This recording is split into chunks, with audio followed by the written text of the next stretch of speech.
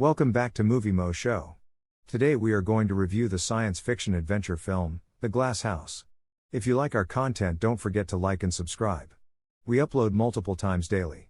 Spoilers ahead. Ruby Baker, 16, and her brother Rhett, 11, perish in a car accident along with their parents David and Grace. The children are placed under the custody of longtime family neighbors, the childless couple Dr. Aaron Glass and Terry Glass, who reside in a large glass house in Malibu, in accordance with the conditions of their ancient will. Early on, there are problems. The kids are no longer taught privately, they must share a room, and Rhett is free to play computer games whenever he wants. When they are alone, Terry makes sexual innuendos that make Ruby uncomfortable. Later, she discovers unlabeled medications and witnesses Aaron injecting herself, even though she claims it is for her diabetes.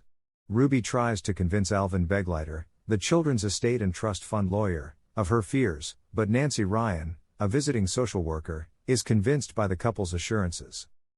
Ruby finds a postcard from their maternal Uncle Jack and a letter from a private school in the trash, both of which reveal that the Glasses unregistered the kids and kept the more over $30,000 in tuition.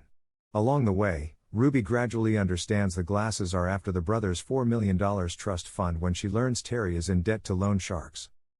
Ruby is suspicious that the Glasses were involved in her parents' murders, and she finds proof of their participation after noticing a sob that like David's at Terry's shop and reading an article that said Ruby's parents had been driving a BMW, which was later found to be registered to Terry's company. Ruby is also dismissed from school due to plagiarism in the essay Terry made for her as a favor. Terry intends to enroll Ruby in a faraway boarding school. Terry seeks to get money from the trustee after the loan sharks pressure him to pay off his debt by saying it is for the children's welfare. His request is turned down, and the trustee casts doubt on Terry's true intentions for the funds after viewing a copy of the school's letter of deregistration that Ruby had faxed to the appropriate party.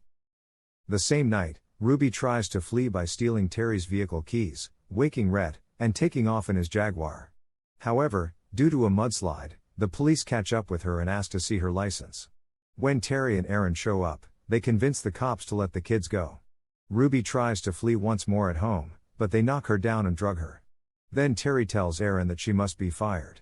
Aaron's drug misuse was found by her employer, Dr. Weiss, and as a result, her medical license is permanently revoked.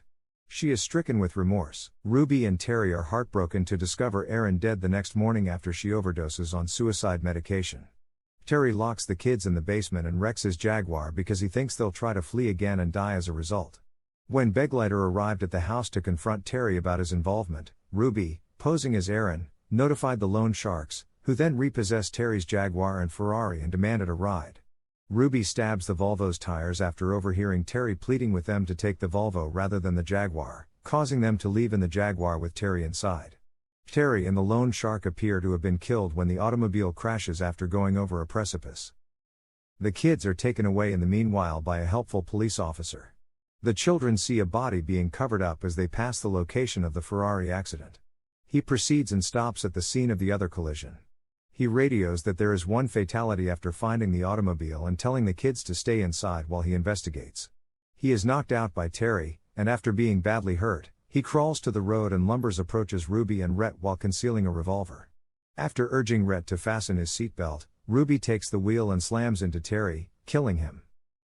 The kids are last seen with their Uncle Jack, who gives them embraces and promises that things will get better, as they lay flowers at their parents' grave.